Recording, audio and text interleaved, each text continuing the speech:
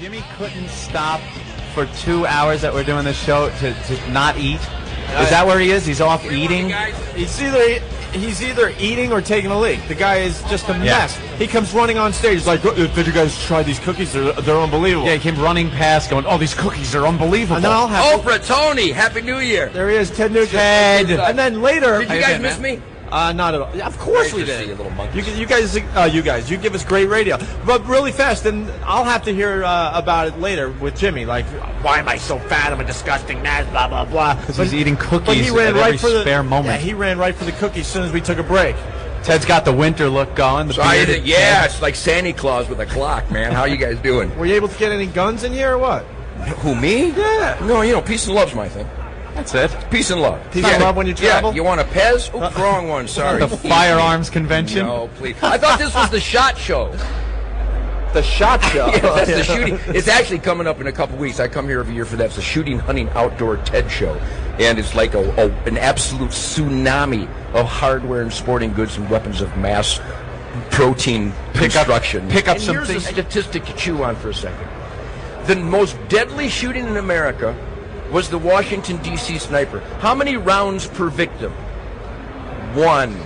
The most rounds ever fired in the commission of a violent crime in the United States was the North Hollywood bank robbery. 6,000 rounds fired. How many were killed in the North Hollywood 6,000 rounds? Nobody except the bad guys. So if you really wanted to study the issues, would you ban single-shot weapons because 11 out of 11 were killed?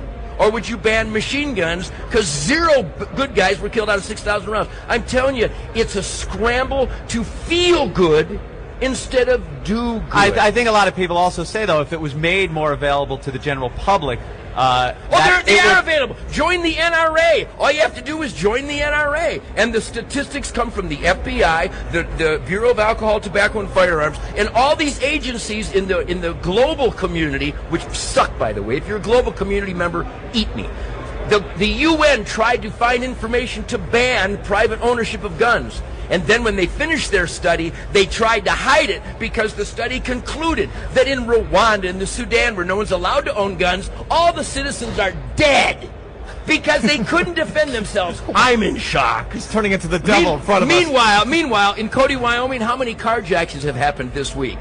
None. Drive safely. All right. The whole point is more guns equals less crime. We get it. And that's where my rock and roll comes. We have to go. I thought you were saying white neighborhoods are safer. Okay. That I agree with. We have to go to the phones because, you get everyone riled up. Let's say hi to Dave in Pennsylvania. Hello, David. God bless the Keystone State. Go ahead, Dave. The problem with your entire argument is that the Founding Fathers never meant for any of that to be absolute. There are no absolutes in the Constitution or any of that. No absolutes. And what's this guy's name? Excuse me 1 second. Mike? Dave? Dave, can I ask you, in your life, do you have children and family there in Pennsylvania? I don't have any kids, no. All right, well, let me ask you this. Obviously, you've got enough money to have a phone and a radio, so you must be a hard-working guy. So I already salute you for that.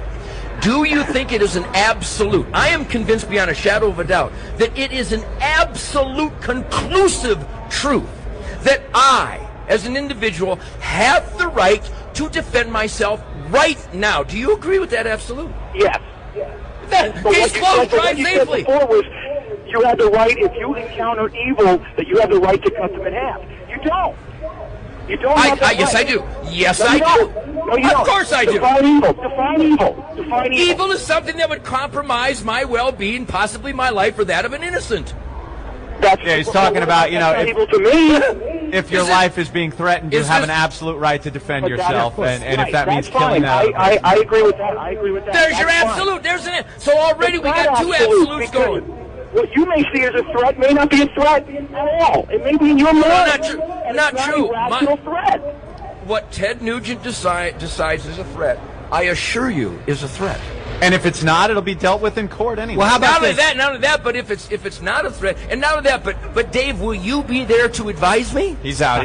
Yeah, you're telling me he's out. He's retarded. Should you be able to use lethal force if your friend hooks you up with a girl and she's over 200 pounds? I think that is lethal force. Because that is evil.